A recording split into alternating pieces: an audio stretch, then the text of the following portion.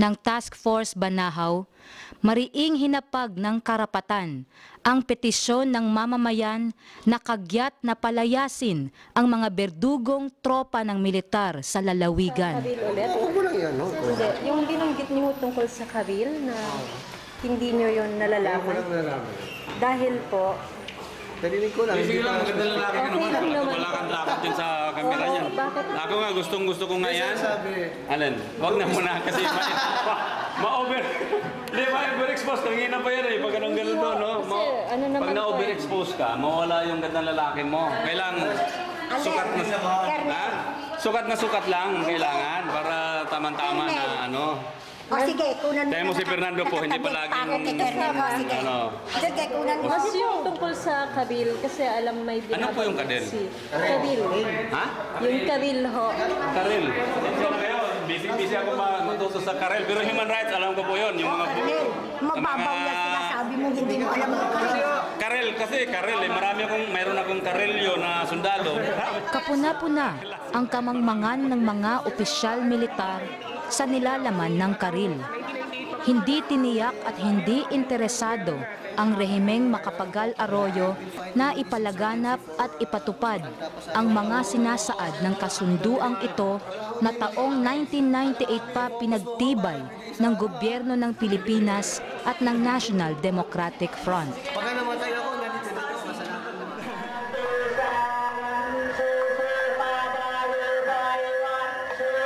Ang presensya ng mga puwersang militar ay nagdulot ng matinding pahirap sa mga mamamayan ng Mindoro Oriental. Kaliwat kanan ang paglabag ng mga sundalo sa mga karapatang tao ng magsasaka at katutubong mangyan.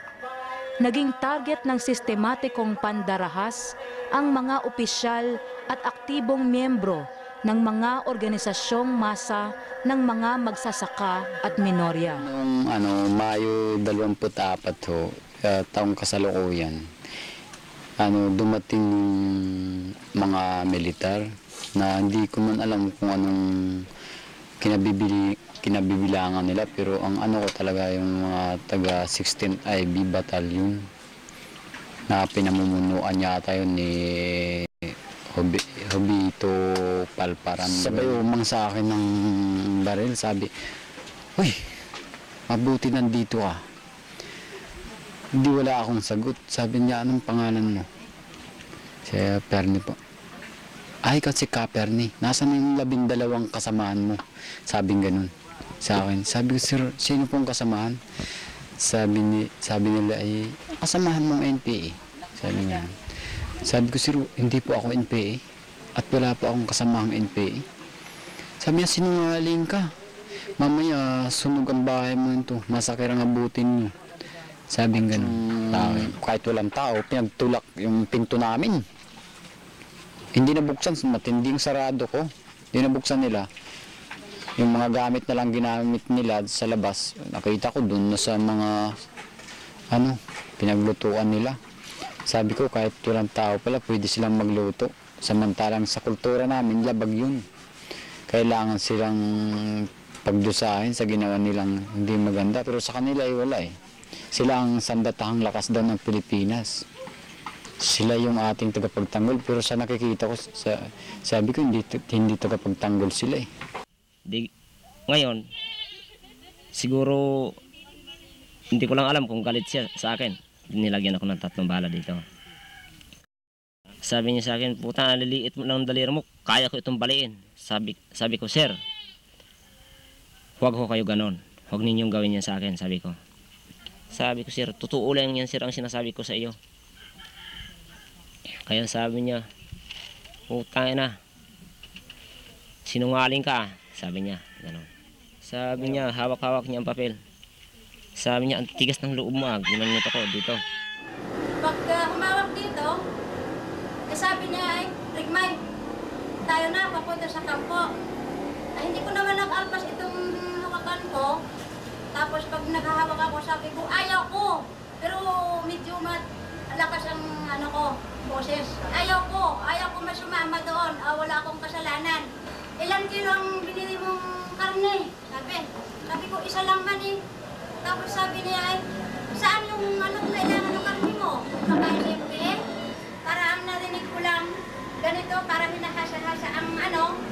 ang gamit, sabi, kung sinungaling ka, puputulin kita ng dila, puputulin kita ng liig, sabi niya. Sabi ko, ayaw ko mamatay. Dahil sa patuloy na tumitinding militarisasyon sa Timog Katagalugan, maraming magsasaka ang nanganganib ang buhay at napilitang lumikas mula sa kanilang mga kabahayan.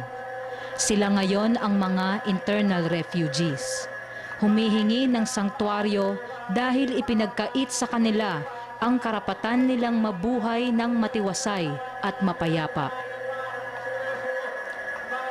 Sa Laguna, puwersahang pinapadalo ang mga residente ng mga barangay sa mga seminar na inilulunsad ng militar kung saan kinukuhanan sila ng larawan at ipinalalabas sa media na mga supporter o sumukong NPA. Tatanong ko lang naman sa kanila kung bakit nagkaganon.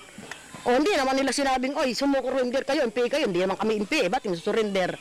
Ayun pala naman, seminar na yun eh, ang palagay pala sa'yo, NPA na. Sabi ko, Diyos ko, oo. Nung kami gumraduate, patay ang ilaw. Nakakandila kami, gigisang kandila. Baka kami, Libot kami, ikot, libot daw, libot, na sinding kandila. Napakita ko sa At inyo. kung ano nila, kumakanta kami nung lupa, nagmula sa lupa, yun ang kinakanta namin. Parang nung panahon ni... Yan, naikot kami ang ikot doon sa lintik na school doon sa loob. Aba? Parang niloloko kayo noon. Aba, ay ganun na nga nangyari. Sa takot naman namin, ay kami nakipag doon at sabi mag-seminar para matapos. Ayun pala ay kataranta doon yung mga lintik na yan, sinasabi ng mga lintik ng mga sundalong yan. Aba, ay kami tuloy suspect ng MTA. Ako nag-seminar ng 3 araw eh, dyan sa DE. Ngayon, nung pagkatapos namin ng seminar, 3 araw, ay di pinabalik ulit ako ng military. Gawang yung papel ko raw nandun sa kanila. Parang maayos daw ang pangalan ko sa OB. Oo, sa OB daw, nasa OB raw eh. Oo, nasa OB. Ay kaya bumalik ako sa kanila. Pagbalik ko, kinunan ko na lang ng retrato, 2 beses. Ngayon, may nakalagay dito nakalagay yung pangalan ko rito, na may nakalagay pang SPY. Kaya sabi ko, sir, ano ba yung kahulugan yan? Hindi ko alam yun eh. Yung pala, ispay ako ng sa pag mayroon na dating kalaban nila, ako rin nag-ispay sa kanila. Sabi ko, hindi ko gawa yun eh. Hindi ko nga alam yun eh. Mariing pinagbabawal sa internasyonal na makataong batas ang paghihiganti ng mga puwersang militar sa mga sibilyan o hindi kalahok sa armadong tunggalian.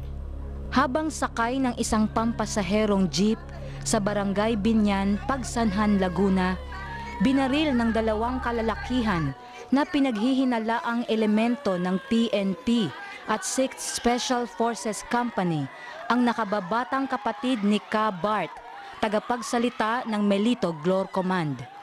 Matapos natamaan ng 5 bala sa katawan, binawian ng buhay si Virgilio Alcantara, isang tendero ng gulayin, tahimik na mamamayang naninirahan sa Barangay Ibabang, Butnong, Magdalena, Laguna.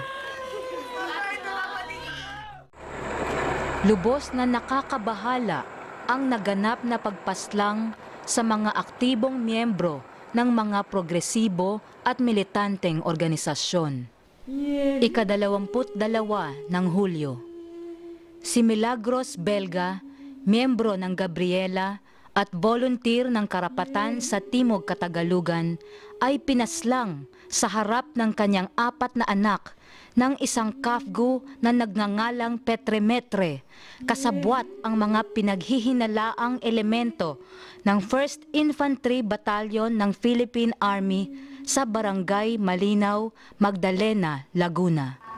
Galing pa ho siya sa pangangpan niya noon nung gabi na yun, tapos kinabukasan po ay siya ay pupunta sa tinutulungan nilang i-demolish na doon po sa lugar namin.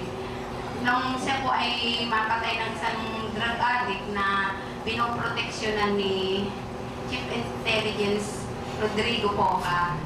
Ika-15 ng Abril, pinatay si Ramon Bong Ternida, 20 taon